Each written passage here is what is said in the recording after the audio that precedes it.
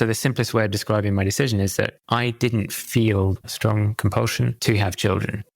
And often I was quite sort of anti-authority. I suppose you could say I kind of identified that the authority that was surrounding me was not imbued with love. It was sort of more carceral.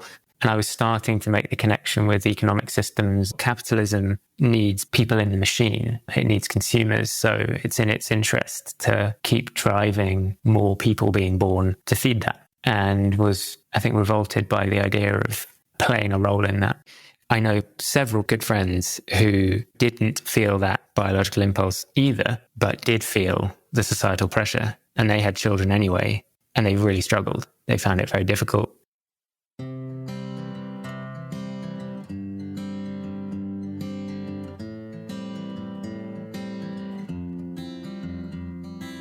That was today's guest, Paddy. Hi, everyone, and thank you for joining me. My name is Nandita Bajaj, and I'm the host of Beyond Pronatalism, Finding Fulfillment with or Without Kids, an interview series in which, through intimate conversations with women and men from diverse backgrounds, I explore how they are courageously and creatively navigating pronatalism, the often unspoken pressures to have children, whether from family, friends, or the culture at large. In each episode, I dive into personal stories with people who are forging unconventional pathways to fulfillment, including redefining what family means to them, whether that means being child-free or childless, having biological kids, adopting or fostering children or animals, or creating close-knit communities of friends and loved ones. Hello and welcome to the podcast, Paddy. It is wonderful to have you on. It's a real pleasure to be here. Thank you for having me, Nandita. Yeah, absolutely. And Paddy, we've been getting to know one another over the last several months through our common work and interest in looking at ecological and social crises all around us. And it has been just so wonderful getting to know you and hearing very briefly about your story. And I'm very excited about unpacking more of that with you today. Well, thank you for asking. And yeah, the feelings very much mutual. So thank you for having me. So Paddy, to start, could you briefly introduce yourself to our listeners? Yes, of course. So my name's Paddy. I live in Glasgow in Scotland. I turned 39 last month. I currently live with my wife. We've been married over 10 years now. I work independently on lots of different efforts, as you've been describing, focused around the ecological and social crises, the poly crisis, the meta crisis, mainly using a toolkit of communications to try and encourage change and raise awareness and think about what comes next. I grew up as an expat child, moving around the world in lots of different countries. My dad actually worked in an oil company, and that led to me going to boarding school age 7 in England as a result of a dangerous situation in Africa where we were living at the time. I eventually went to university kind of by default. Then I trained to be an actor to avoid having to be a lawyer. And then I eventually fell into consulting and many years later jumped into climate activism when that was really kicking off, I guess, around 2018, 2019. And since then I've been working, as I say, independently, doing all sorts of things and getting to meet brilliant, wonderful people like yourself. Thanks for that. Having grown as an expat child, you would have traveled to a lot of countries. You said you were in a boarding school. Did you kind of stay in that boarding school for a long period of time while your parents were traveling, or did you travel with them? I did. So I traveled with them until I was 7. And then the reason I left and had to go to boarding school is because my dad blew the whistle on corruption in Africa, in the place we were living, which was a very dangerous thing to do, but a very brave thing to do, of course. So I started boarding full time at a time when contact with this part of West Africa we were in was very limited. So I could only communicate with them via fax machine, I think every 2 weeks. And I didn't see them for about 5 months to begin with. And then that remained the arrangement for a year. And eventually my mum came back to be in England, and that meant I could see her on the weekend. Not every weekend, but many weekends. But yeah, that first year was pretty hard going for sure. Yeah, it's a young age to experience all of that. And what were some of the messages that you were receiving as a young child? both from the different cultures, but also from your family, specifically expectations around creating, quote unquote, your own family? Yeah, I mean, I suppose it was just heteronormative relationships were normalized. Having children was normalized, having a boy and a girl. Often that was very much what was sort of around us wherever we were. I think the odd thing about being an expat is that you do go to these other countries, but you're often then within a community of other expats who are often quite similar. And although you do integrate somewhat with the local community and you obviously meet people, you sort of remain a bit isolated from them. So, before I went to boarding school, I was in English schools in these countries I was in, mainly meeting British people.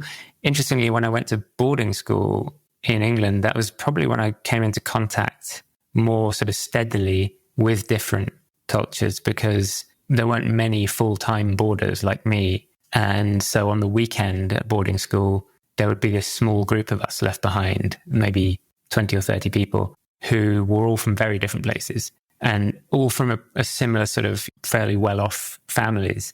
But yeah, I suppose the interesting thing was that the family dynamic for me changed completely in that experience, because suddenly the relationship I had with my parents became a very distanced one, obviously. And my time with them became one of kind of seeking comfort and seeking love that I was otherwise not getting in the boarding school. And I was having to sort of make do without that in the boarding school, in an environment where there were a couple of hundred boys looked after by a matron who was sort of a mother figure, but obviously couldn't be a mother for everybody. And then a boarding parents couple who gave this sort of false image, essentially, of being parents to all of us, but were actually mainly there to sort of keep us in line. And of course, that's what ordinary parents are doing, but parents are doing that with their own children, with love behind it. And for these house parents, these boarding parents, they couldn't put love into it, really. So it was a very strange setup. And I've spent years in therapy dealing with all of this. So yeah, to answer your question, I mean, that I was exposed to very different cultures and their expectations, but there was definitely a common thread of just total normalization of having children, and the man being the one working in most cases, the woman being the one, certainly in the expat communities we're in, being the one sort of having to be the wife at home. And that was the sort of standard setup. Someone actually said to me once, like, until you leave school, certainly a boarding school, it's quite difficult to meet someone who hasn't had children. So yeah, I didn't meet an adult who hadn't had children, probably until I was in my 20s, I don't think, or at least spend time with. So yeah, I was totally the standard thing, had no other idea apart from mainly heteronormative relationships, having children, and that's it. Do you have any siblings? I have a younger sister, yeah. And do you know what her experience growing up was, or were you in different places with you being in the boarding school? Yeah, we were in different places. So she was too young to go to boarding school when I did. She came to the same school eventually, but at that time it wasn't a full boarding experience.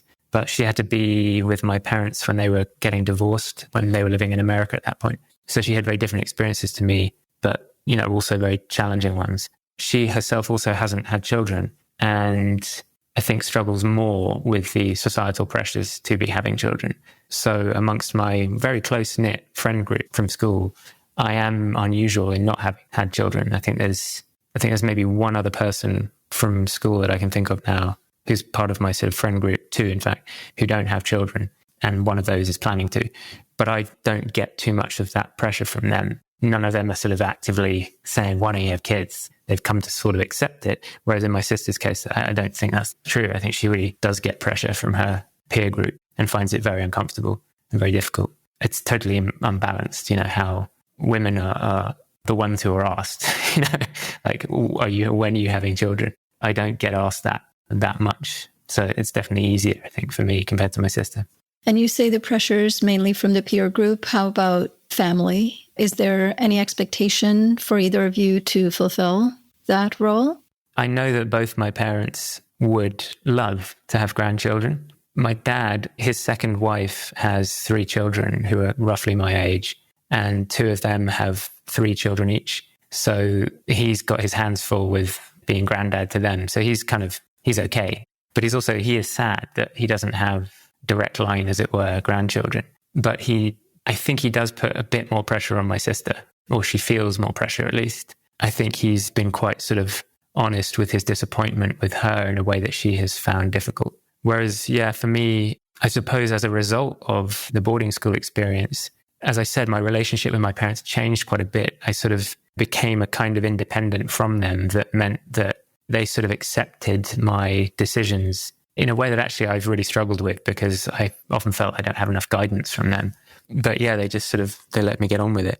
It is one of the kind of worst things about the boarding school experience is that you're given this totally false sense of independence. You believe, oh yeah, I'm completely kind of able to live without my parents. I'm kind of strong and independent, whilst being totally spoon-fed, totally wrapped in cotton wool and in this, albeit uncomfortable, but protected environment where when you get to the senior school, you've got people delivering papers and milk to your door, all this kind of stuff. It's ridiculous. And you believe yourself to have grown up when actually you haven't. And that moment that most people have when they sort of leave the nest and say goodbye to the parents, that never happened, or it did happen, but much too early. And so there's then this weird disjoint in the growing up experience, which I'm sure has affected my lack of desire to have children myself to some degree.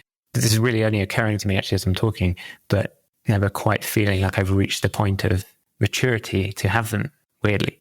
But there are many other reasons why I've made that decision. Yeah, I want to touch a bit more on this really valuable point that you brought up, that the false sense of independence that you felt and how, though you were coddled with all of the comforts and conveniences, there was that lack of affection and love and the comfort of parents. Even though you say, your parents have given you all this independence and they seem okay with the decisions you're making, sometimes, and it's a little ironic, receiving pushback from your parents, as annoying as that can be for any child, it really is a sign of love and care. But to not have any of that pushback coming toward you and how that represents like a lack of love and affection, I think is a really profound point. I'd love to go into the reasons. You started talking about what some of the reasons are for you to have chosen to not have children. And you said some of your upbringing played a part, but there are other reasons. I'd love for you to go into that. I suppose one way of describing it is that as a result of my upbringing and my experiences, I developed a kind of comfort with being different. I was always a bit special, quote unquote, in the journey. As I said, I was only one of a few people who were full-time boarders at the school. I was white, but living in Africa. That was weird at the time. And I think as a result of being special, I developed an interest in taking that further and being unusual, doing unusual things, dressing unusually, being into unusual music or challenging music. And often I was quite sort of anti-authority. I suppose you could say I kind of identified that the authority that was surrounding me was not imbued with love. It was sort of more carceral. So I reacted against it. But yeah, so the simplest way of describing my decision is that I didn't feel the biological draw, the pull, the push, whichever way we look at it, to have children. There were moments where I was like, well, I can imagine that being an incredible thing and feeling the love for that person and being curious about what the combination of myself and my wife would be as a person. But essentially, I didn't feel that strong thing. And as a result of this somewhat rebelliousness, I guess you could call it, I didn't feel the strong pressure to have them anyway from society, from the people I was spending time with. I know several people, good friends, who didn't feel that biological impulse either, but did feel the societal pressure. And they had children anyway, and they really struggled. They found it very difficult. They've dealt with severe depression. They've worked through that. They have families, they're loving relationships. So they're in a good place, as it were. But I suppose what enabled me, maybe in the moment of deciding, was being free of those kind of pressures to some degree. Being aware of them, but being, in a sense, unmoved by them. Or if anything, it moved away from them, feeling a desire to sort of do something different. So that's a sort of simple way of describing it. There are other reasons then that sit with this. A big one is that my mum mentioned earlier she didn't really have a family. That's because she grew up in an incredibly appalling, really, environment in abject poverty in England, suffering at the hands of, at one point, a stepmother and another point, a stepfather who abused her and raped her as a child. So she had this horrific trauma and a very weird arrangement of these people who then ended up in a sort of four-way relationship, and it was all very, very strange. She essentially never healed from that. this is at a time when, this kind of thing wasn't talked about at all. Still not fully there yet, but, at the time it was even worse. And so she never had a journey of healing. And that trauma has carried through her life. And it led to major postnatal depression for her, difficulties for me as a baby. We were living on the other side of the world by ourselves, didn't know anyone in my first week of my life. And eventually to the divorce of my parents. And that was the sort of main reason for it, because that trauma resurfaced and the blame was laid on my father, which is a common thing in those cases, apparently. So there's a big part of my decision was not wanting to sort of keep that trauma alive, if you like, to sort of, draw a line under it. In some ways saying, not wanting my children to have that carried through to them by their grandmother, not wanting them to have that carried through to them by me. And there likely being surprises that I don't know about yet in how I would end up parenting as a result of both the trauma I've just been describing and, of course, also the boarding school upbringing. So those are sort of a couple of the dynamics here. Also, my partner was feeling similarly, just didn't have that strong compulsion. And we ended up making the decision very, very carefully together. So part of us doing that was me having a vasectomy, because albeit you can reverse that, it was like there's no turning back from that. Part of it also was the horrific devices that women have to have implanted in order to, it's like, well, why the hell would I impose that on my wife when I can have a very brief period of having to wear tight pants? I think I can get away. I think I can manage that. So yeah, it has been the right decision. I have never regretted it. Let's hear a little bit about your experience going through the vasectomy. So I remember it being an easy decision. I remember looking into it. I remember finding out what the process was going to involve, not thinking that sounded too bad. I'd had 2 hernia operations when I was very young, and I don't think they're as bad when you're young as when you're older. But, I'd been under general anesthetic for that. And this was a local anesthetics, and that was slightly kind of, really? Are you sure? Yes. But, it was sort of reassuring that it was, because it suggests it can't have been that bad. And then I remember the main thing being a question of like, what pants was I going to get to wear? My dad had one after his divorce. So I had a sort of role model in a sense. I wasn't like with him when that was happening. I was at school. He was in another country. But I suppose him setting an example there played a role here. But the decision for me ultimately was easy, because having made the decision not to have children, it was insane to me that my wife would have this horrific device inside her that was uncomfortable, that you could feel this thing. It just, no. So I, as it were, took one for the team. But actually going and doing it was very, very easy, really quick. It was like having a tooth pulled, but much better. I had 4 teeth taken out from my braces, and that was way worse than this was. Like, you go in, there's 2 nurses, they're very friendly. In fact, if anything, like being quite young when I did this, that was the moment where I kind of experienced some like kind of pronatalist pressure, because they were a bit like, they didn't say it, but I got a kind of like, are you sure kind of energy from them?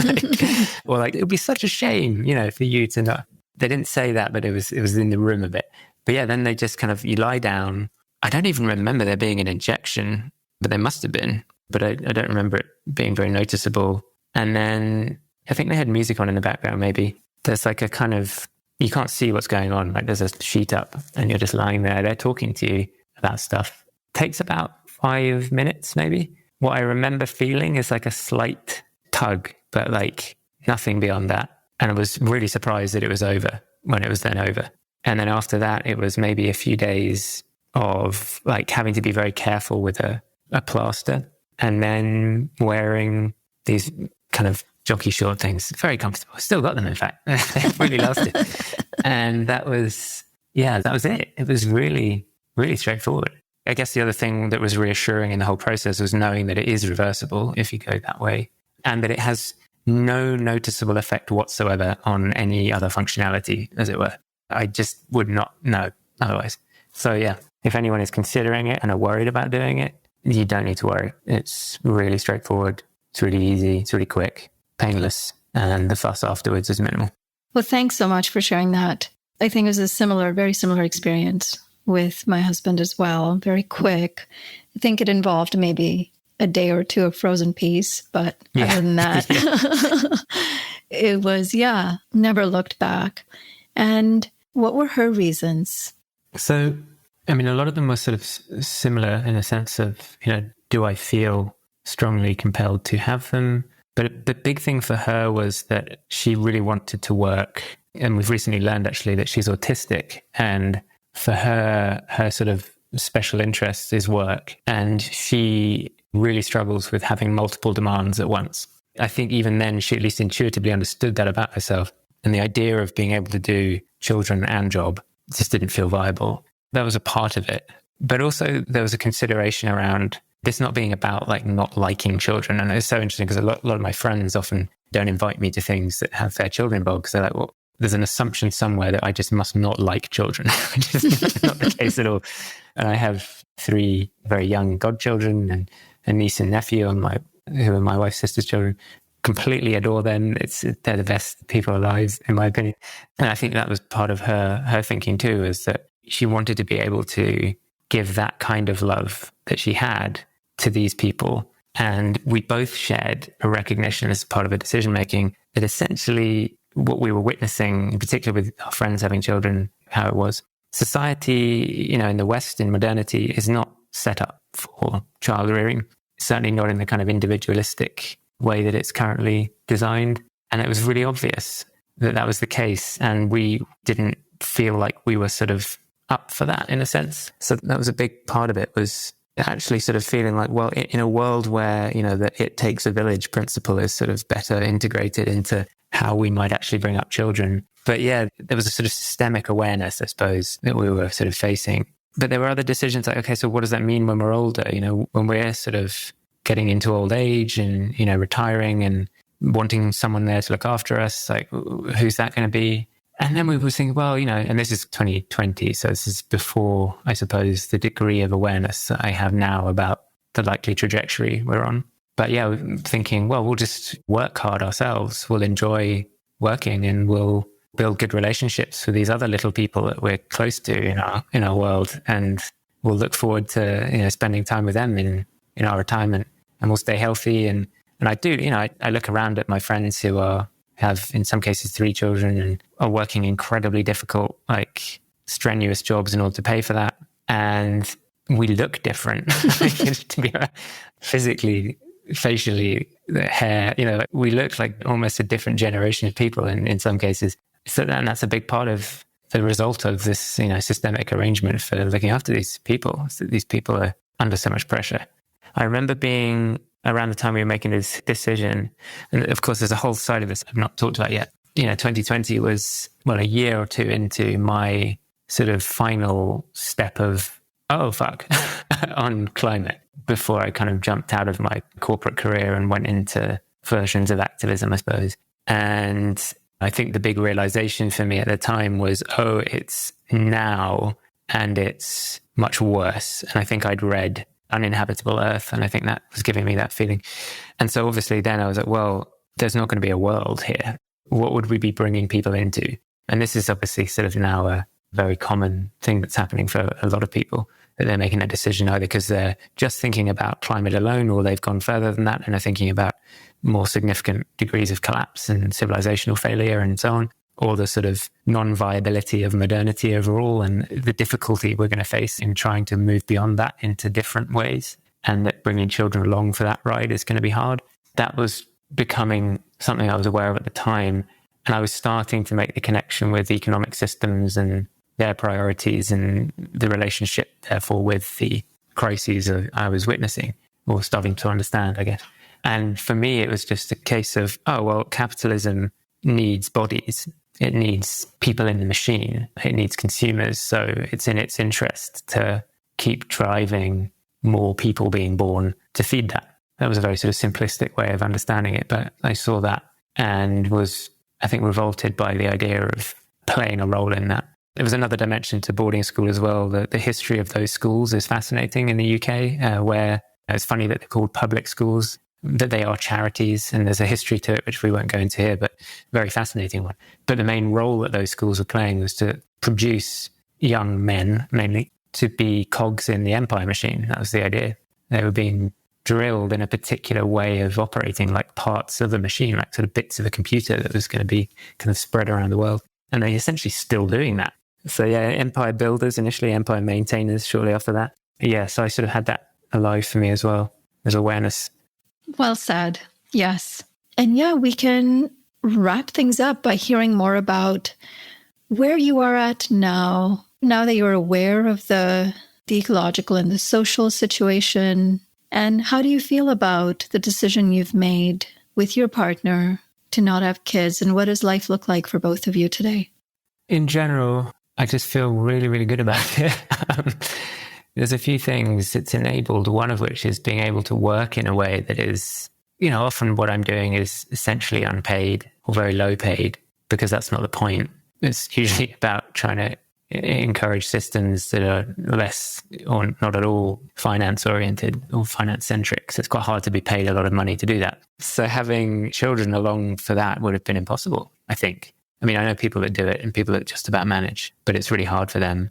It's one of the big challenges of the situation. The people who are trad wifing or people at the very top of the system, they can afford to pay people to look after their kids. So they can just keep going. And it's hard for the people at the bottom who are trying to fight and change it to do both things at once. So that's been a big positive from it for me in the work I'm trying to do.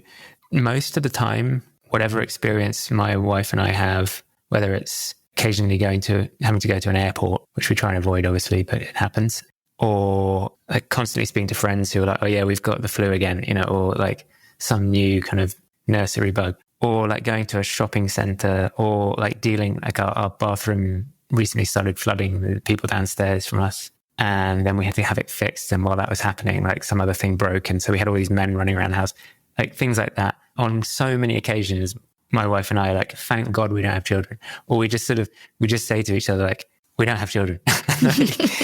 And if we had been people who desperately wanted to have children and weren't able to, that would be tragic and really sad. We weren't those people. And we're really, really happy with the way things are for us. But we're also delighted that there are these little people in our lives, in our niece and nephew, in our godchildren. We love looking after them. We love spending time with them. There are friends' children nearby that we love spending time with. I mean, I do like the make kin, not babies expression. And I suppose we live with that in a way. We don't go as far as people who sort of have adopted a school of dolphins, which I think is wonderful. But there's an element of that in how I think about the work I do, which is I have a kind of very caring orientation, and I'm very much focused on trying to return us, and I think it is a return to cultures of care and mutual aid. And I'm finding the sort of pathways for that outside of my own immediate family. And that feels good. So yeah, in general, I feel very good about the decision, and often to the point of sort of almost feeling guilty about it when I spend time with my friends who are struggling. Right. Yeah, I really love that description that you gave of the pathways that you're trying to create to kind of manifest the imagination that you have of being in a different type of a world where there's different sets of values of care and collaboration that go beyond the dominant narratives of modernity. This was such a delightful interview. I am so grateful that you chose to share so many candid details about your upbringing. I'm sure they weren't easy to share, but then also, the full experience of where you started and where you ended up and how thoughtful you were in coming to this decision. Thank you so much for being with me today. Such a pleasure. Thank you. And one last thing to say is I do admire and respect everyone I know who is a parent, particularly those who've made that decision in the difficult circumstances we're in and in the systems we're in. A lot of love for them.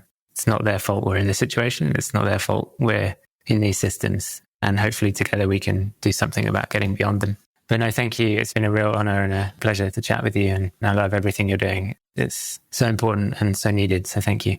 Thank you so much, Paddy. That's all for today's episode. Thank you so much for listening. What did you think of this episode? Do you have your own story you'd like to share?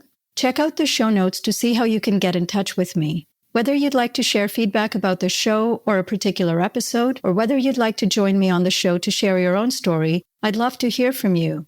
Thank you so much again for joining me today as we collectively discover and celebrate the many different pathways to fulfillment beyond pronatalism. Beyond Pronatalism is brought to you by Population Balance, the only nonprofit organization advancing ecological and reproductive justice by confronting pronatalism. This podcast is produced and hosted by me, Nandita Bajaj, with the support of my production team, Josh Wilde, and Alan Ware.